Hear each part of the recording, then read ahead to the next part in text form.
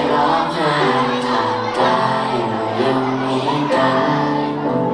เคยเป็นคนที่ไม่เอาไหนแต่ให้เธอดูแลข้างกายและฉันก็สู้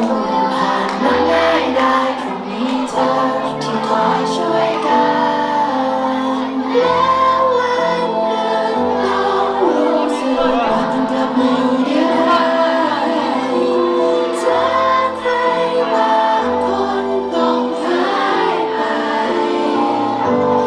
อยากให้เธอรู้ไว้สุดท้ายคนเราต้องลาเธอ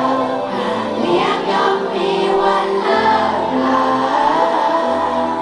เพราะว่าตลอดการไม่มีอยู่จริงดวงอาทิตย์เราร้อนแค่ไหนสุดท้ายก็ต้องลาแค่ตัวฉันวันหนึ่งต้องลาช่วยใช้เวลาที่ยังมีกันก่อนไปก็จดจำเท่านั้นเองวันจะสนิทกันไหมได้คิดแล้วก็สงสัยถ้าเราไม่เจอกันแยกย้ายกันไปจะมีใครช่วยปลอบใจ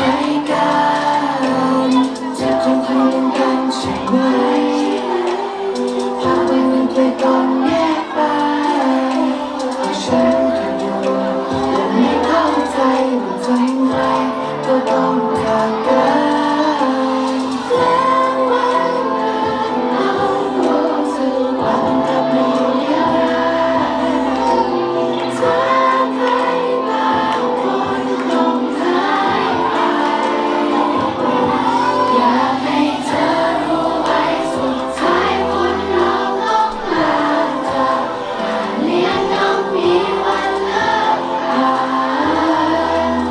เพราะว่าตลอดการที่มีอยู่จริง